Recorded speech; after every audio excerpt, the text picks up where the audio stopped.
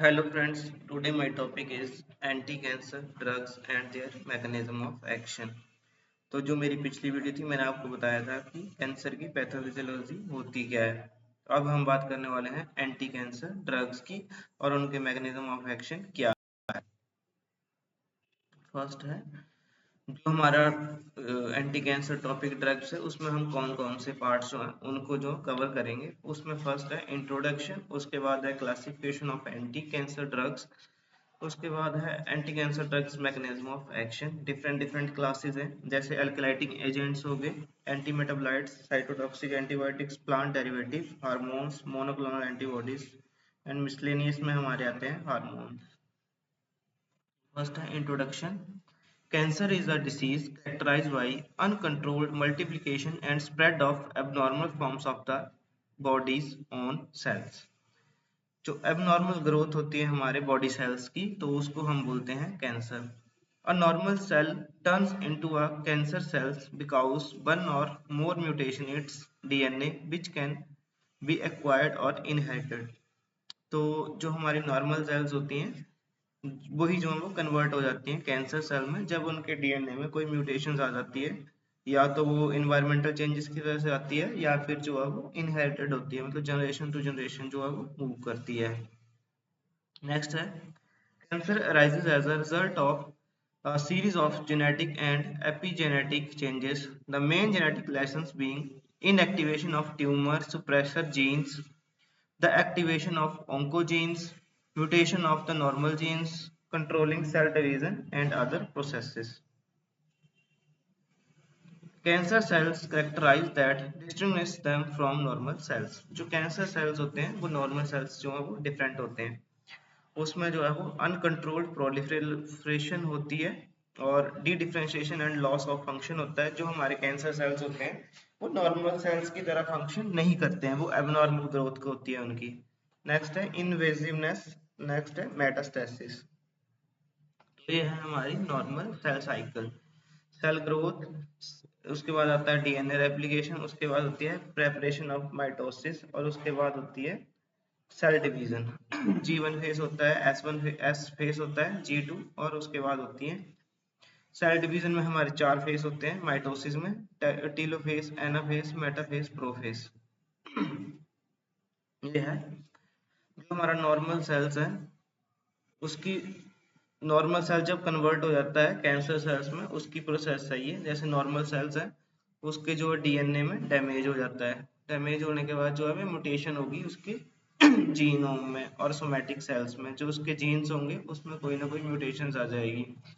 उसकी वजह से होगी activation of growth promoting oncogenes या फिर alteration of genes that regulates apoptosis. उसके बाद होगी inactivation of cancer suppressor gene. मतलब जब भी कोई नॉर्मल सेल्स है उसके डीएनए डैमेज होता है तो उसके डीएनए डैमेज होने के बाद जो है वो डीएनए रिपेयर नहीं होता है प्रॉपरली और म्यूटेशन होती है, तो उसके कारण जो वो मतलब उसके बाद जो है वो तीन फैक्टर हैं जैसे activation of growth promoting oncogenes, ये तीनों जो है वो काउज करते हैं, मतलब फॉर्मेशन ऑफ कैंसर सेल में हेल्प करते हैं। उसके बाद जो है expression of alter gene product, loss of regulatory gene product. उसके बाद मैलिग्नेंट न्यूप्लाज्म, मतलब नॉर्मल सेल्स जो है वो कन्वर्ट हो जाएगा कैंसर सेल में अगर जो है वो डीएनए रिपेयर नहीं होता है तो मिसकोडिंग हो जाती है डीएनए की, तो उसको हम बोलते हैं मतलब कैंसर सेल की फॉर्मेशन होना स्टार्ट हो जाएगी। फिर अगर डीएनए जो है वो प्रॉपर जो है अगर काम कर रहा है और प्रॉपर फॉर्मेशन हो रही है, उसका डीएनए सक्सेसफुली रिपेयर हो रहा है तो वो नॉर्मल सेल में कन्वर्ट हो जाएगा। अगर नहीं होता है, अगर कोई म्यूटेशन हो जाती है तो उसकी वजह से जो है वो कैंसर सेल की फॉर्मेशन होगी। The cells compartment of solid tumors. Compartment A consists of dividing cell possibly being continuously in cell cycle. Compartment B consists of resting cells zero phase which although not dividing are potentially able to do so. Compartment C consists of cells that are not longer able to divide but which contribute to the tumor volume. Only cell in compartment A which may form as little as 5% of some solid tumors are susceptible to the main current cytotoxic drug, which affect only characteristics aspects of cell biology, cell division. Next है classification of anti-cancer drug. Cell cycle specific drugs acts on proliferation cells are most effective in hematologic malignancy and in solid tumors in which a relatively large proportion of the cells are proliferating. Cell cycle specific, अब ये जो है हमारी cell cycle specific drugs जो है वो हम use करते हैं अगर कोई हिमेटोलॉजिकल मैलिग्नेंसी हो जाती है तब हम यूज करते हैं। जो नॉन स्पेसिफिक है उनको हम यूज करते हैं can kill both zero and cycling cells are use in slow growing tumours. जो स्लो ग्रोइंग ट्यूमर्स होते हैं उसमें हम यूज करते हैं सेल साइकिल नॉन स्पेसिफिक। ये हमारी है एंटी कैंसर ड्रग की क्लासिफिकेशन। इसमें हमारी आती है anti metabolites, antibiotic, alkylating agent, microtubules inhibitors में हमारी आती है विनक्रिस्टिन, विनोलास्टिन। और स्टीरॉयड हार्मोन्स में हमारी आती हैं जैसे एस्ट्रोजेंस होगी, बिकालूटामाइड होगी, लेट्रोजोल होगी। मोनोक्लोनल एंटीबॉडीज में हमारी ट्रांसटुजुमैब, रिटोक्सीमैब। अदर्स में हमारी आती है सिस्प्लेटिन होगी। सिस्प्लेटिन जो है वो हमारी प्लेटिन डेरिवेटिव्स में आती है सिस्प्लेटिन ड्रग। और एंटी मेटाबोलाइट्स में हमारी 5-फ्लोरोयूरासिन, एल्कलाइटिंग एजेंट में हमारी आती है क्लोरम ब्यूसिल, डिकार्बेक्सिन, स्टेप्टोजोसिन, लेमस्टिन। ये सारी जो है वो हमारी एंटी कैंसर ड्रग्स हैं। तो फर्स्ट है एल्कलाइटिंग agents contain chemical group that can form cross bridge covalent bond with DNA as well as other nucleophilic substance in the cell. Alkylating agent form a carbonium ion, a cation, which is highly reactive and react intensively with the electron donor, such as amine or sulfhydryl group. The major site of alkylation within DNA is N7 position of guanine, to a lesser degree N1 and N3 of adenine, N3 of cytosine and O6 of guanine as well as phosphate atom and protein associated with DNA। तो जो हमारे अल्कलाइटिंग agents होते हैं वो जो DNA होता है उसकी N7 पोजीशन जो होती है वहां पे जाके अटैच होते हैं और जो है वो मिसकोडिंग कर देते हैं डीएनए की। ये है मैकेनिज्म ऑफ एक्शन। तो जो हमारा एल्किलाइटिंग एजेंट होगा जैसे हम उसको देंगे form highly reactive carbonium ion, वो हाईली रिएक्टिव कार्बोनियम आयन की फॉर्मेशन करेगा। उसके बाद जो है transfer alkyl group to nucleophilic sites of DNA base. तो अल्काइल ग्रुप जो होंगे वो जो डीएनए बेस होंगे उसके साथ जो है वो अटैच हो जाएंगे। उसके बाद रिजल्ट होगा क्रॉस लिंकेज होगी, एबनॉर्मल बेस पेयरिंग होगी या फिर डीएनए स्ट्रैंड ब्रेकेज होगा। उसकी वजह से होगी decrease cell proliferation. Alkylation also damage RNA and proteins. जो हमारे एल्कलाइटिंग एजेंट्स हैं वो डैमेज करेंगे आरएनए को और प्रोटीन्स को भी और डिक्रीज करेंगे सेल प्रोलिफरेशन को। ये है mechanism of action of alkylating agents. ये दिया गया है कि जो हमारी N9 पोजीशन है उसके साथ जो है वो अटैच होंगे और उसके बाद जो है वो करेंगे क्रॉस लिंकेज करेंगे या फिर एबनॉर्मल बेस पेयरिंग होगी। उसके बाद डीएनए ब्रेकेज होगा। नेक्स्ट है anti metabolites. These block or subvert one or more of the metabolic pathway involved in DNA synthesis।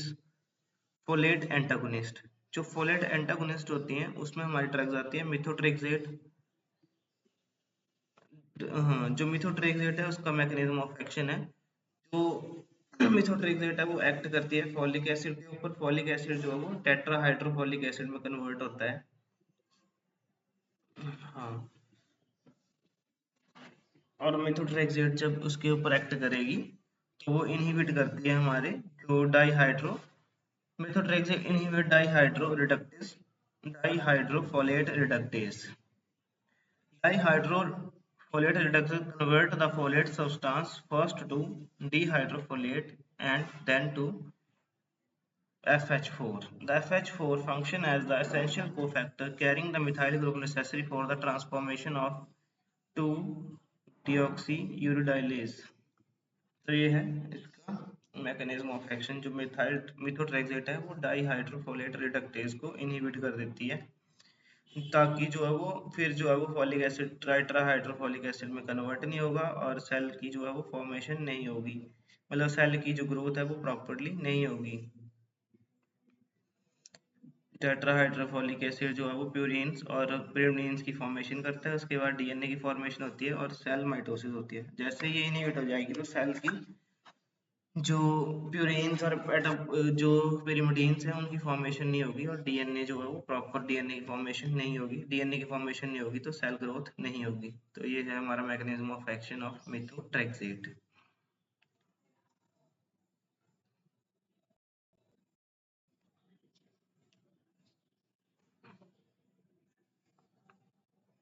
Purine antagonist and pyrimidine antagonist. तो हमारा प्यूरीन एंटागोनिस्ट में हमारी ड्रग आती है मर्केटोप्यूरिन और पेरिमिडीन में आती है 5-फ्लोरोयूरासिल। तो जो हमारा मैकेनिज्म ऑफ एक्शन है, जहाँ पेरिमिडीन्स और प्यूरिमिडीन्स हैं तो इन दोनों को इनहिबिट कर देगी हमारी ड्रग्स। प्यूरिन एंटागोनिस्ट है उसमें मर्केप्टोप्यूरिन है वो कर देगी हिट, तो इनहिबिट कर देगी प्यूरिन्स को फॉर्मेशन को, और जो पेरिमिडीन्स है एंटागोनिस्ट है वो इनहिबिट करेंगे जो पेरिमिडीन की फॉर्मेशन होगी, इसको इनहिबिट कर देंगे। उसकी वजह से जो है वो डीएनए की फॉर्मेशन नहीं होगी और जो सेल माइटोसिस है वो नहीं होगी। नेक्स्ट है cytotoxic antibiotics. Cytotoxic antibiotic is a widely used group of drugs that mainly produce their effect through direct action of DNA. As a rule, they should not be given together with radiotherapy as the cumulative burden of toxicity is very high. अब जो हमारे cytotoxic antibiotics है उसमें हमारी आती है डॉक्सोरुबिसिन। तो डॉक्सोरुबिसिन जो है वो एक्ट करती है टोपोइसोमरेज 2 में। जो हमारा टोपोइसोमरेज 2 है actively concern in cell cycle destruction and cell death. Doxorubicin जो है वो टोपोआइसोमरेज 2 है उसके ऊपर एक्ट करेगी और जो सेल साइकिल है उसको डिस्ट्रप्शन करेगी और उसकी वजह से जो है वो सेल डेथ होगी। ये जो अब डायग्राम में दिखाया है कि कैसे जो है वो डॉक्सोरोबिसन जो है वो अपना एक्शन शो करती है। तो ये देखो इसमें आपको बताया गया है कि जो टोपोआइसोमरेज 2 है उसको इनहिबिट कर रही है, उसकी वजह से जो डीएनए सिंथेसिस जो है वो प्रॉपर नहीं हो रही है। अगर डीएनए सिंथेसिस नहीं होगी तो सेल की डेथ हो जाएगी और सेल जो है वो ग्रो नहीं कर पाएगा। Intercalates in the minor groups of DNA between adjacent guanosine-cytosine pairs, interfering with the movement of RNA polymerase along with gene and thus preventing transcription. It affects mRNA and protein synthesis, also have an effect on topoisomerase 2. Bleomycin. Bleomycin are a group of metal-chelating glycopeptides antibiotics that degrade perform DNA bleomycin Fe+2 complexes undergo oxidation. The released electron react with the oxygen to form superoxides or hydroxyl radicals, which attack phosphodiester bond, causes chain fragmentation and release of free base. Bleomycin is most effective in G2 phase, but it is also active against non-dividing cells. जो bleomycin है वो act करती है एक chain fragmentation में help करती है। जो डीएनए है उसकी चेन की फ्रेगमेंटेशन कर देगी, उसकी वजह से जो है वो ग्रोथ नहीं होगी। जब भी डीएनए की डैमेज हो जाएगा डीएनए या उसकी ग्रोथ जो है वो इनहिबिट हो जाएगी, तो जो नॉर्मल सेल्स होंगे जो डिवाइड नॉर्मल है चाहे कैंसर सेल्स है वो डिवाइड नहीं करेगा और ये जो है वो मोस्टली इफेक्ट करती है G2 फेज पे। पर इसका साइड इफेक्ट ये है कि ये लिविंग जो नॉन डिवाइडिंग सेल्स हैं जो नॉर्मल सेल्स हैं उनको भी हार्म करती है। प्लांट डेरिवेटिव्स में कौन कौन सी आती हैं? प्लांट में डेरिवेटिव्स में हमारी आते हैं बिनक्रिस्टिन, बिनब्लास्टिन, टिब्यूलिन। The drugs bind to tubulin and inhibit its polymerization into microtubules, preventing spindle formation in dividing cells and causing arrest and metaphase. तो जो मेटाफेज है उसको इनहिबिट करेगी ये जो बिन अल्कलॉइड्स होंगे। Their effect become manifest only during mitosis. जो माइटोसिस होगी उसको प्रिवेंट कर देगी ताकि वो ग्रोथ ना कर पाए सेल। ग्रो नहीं कर पाएंगे तो सेल की फॉर्मेशन होगी नहीं, और कैंसर सेल जो है वो डिवाइड नहीं करेंगे और उनकी फॉर्मेशन नहीं होगी। नेक्स्ट है टैक्सेन्स, derived from the bark of the yew tree. They bind on microtubules, stabilizing them in the polymerized state, achieve a similar effect to that of the Binkel fluid by arresting mitosis. ये जो है ये भी mitosis को prevent करेगी। Next है hormones, hormone dependent tumours have steroid receptor in the malignant cell. The growth can be inhibited by hormones with opposing action by hormones antagonist or by agent then inhibit the endogenous hormone synthesis. Hormones or their analogues that have been inhibitory action on target tissue can be used in treatment. जो hormones होते हैं वो help करते हैं growth में, कोई भी cell है उसकी ग्रोथ में हेल्प करते हैं। जो हमारी हार्मोनल ड्रग्स होंगी वो इफेक्ट करेंगी, जो भी हमारे हार्मोन्स हैं उनको इनहिबिट कर देंगी, उनको इनहिबिट कर देंगी तो जो सेल की ग्रोथ है वो नहीं हो पाएगी। Such procedures long rarely affect a cure but do mitigate the symptom of the cancer. Glucocorticoids such as prednisolone and dexamethasone have marked inhibitory effect on lymphocytes proliferation and are used in the treatment of leukemia and lymphomas. जो lymphoma and leukaemia है उसमें use करते हैं ग्लाइकोसिलॉइड, dexamethasone, prednisolone. तो ये जो है वो लिम्फेटिक सिस्टम से रिलेटेड जो है जो भी कैंसर है उनमें हम यूज करते हैं हार्मोनल ड्रग्स। उसमें हमारी आती है प्रेडनिसोलोन, डेक्सामेथासोन।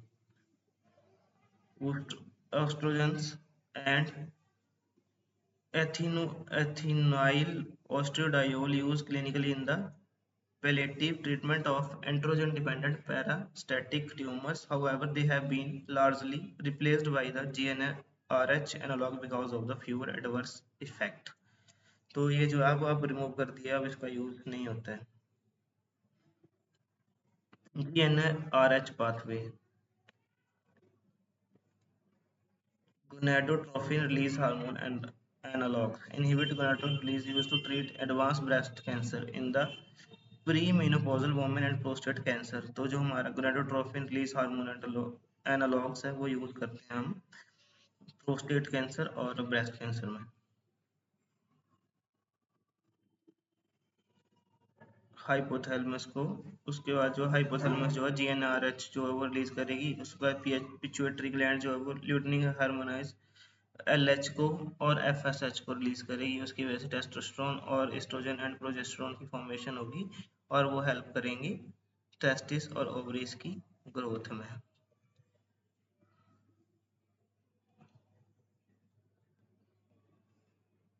हार्मोन एंटागोनिस्ट, ये था कि जो हार्मोन्स हैं वो यूज कर रहे थे हम कैंसर की ट्रीटमेंट में, अब जो एंटागोनिस्ट हैं वो एंटागोनाइज करेंगे। जैसे कोई हार्मोन है तो कोई हार्मोन है वो काउज कर रहा है कैंसर, तो उसको हम इनहिबिट कर देंगे, कोई ना कोई ऐसा हार्मोन देंगे जो इसका एंटागोनिज्म होगा और उसको एंटागोनाइज कर देगा।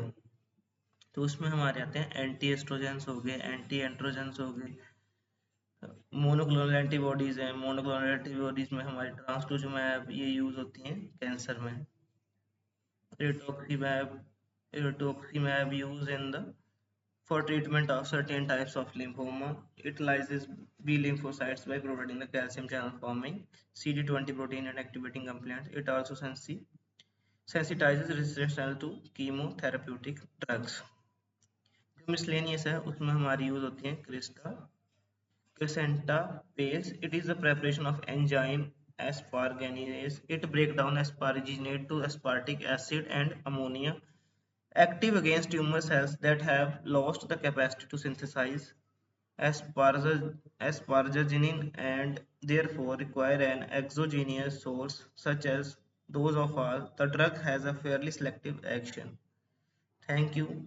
तो ये थी हमारी एंटी कैंसर ड्रग्स। उसमें आपको जो है वो एल्केलाइटिंग एजेंट का मैकेनिज्म ऑफ एक्शन पता होना चाहिए। जो हमारे एल्केलाइटिंग एजेंट्स हैं उसका मैकेनिज्म ऑफ एक्शन क्या होता है, क्लासिफिकेशन आपको पता होनी चाहिए। एल्केलाइटिंग एजेंट का mechanism of action, anti metabolites का mechanism of action, cytotoxic drugs का भी आपको मैकेनिज्म ऑफ एक्शन, और जो प्लांट डेरिवेटिव्स हैं विनक्रिस्टिन, विनब्लास्टिन जो है इसके मैकेनिज्म ऑफ एक्शन आपको पता होने चाहिए। और इनके साइड इफेक्ट जो हैं वो क्या क्या हैं। इनके जो साइड इफेक्ट हैं वो है नोजिया, वोमिटिंग, जो स्टमक अपसेट होती है उसकी वजह से, इनकी वजह से हो जाती है। और हेयर लॉस हो जाता है जो हमारी एंटी कैंसर ड्रग्स होती हैं उनकी वजह से। डायरिया हो जाता है, वोमिटिंग, वर्टाइगो, ये सारे जो हैं वो इसके एंटी कैंसर ड्रग्स के साइड इफेक्ट हैं। तो ये थी हमारी anti cancer drugs. Thank you.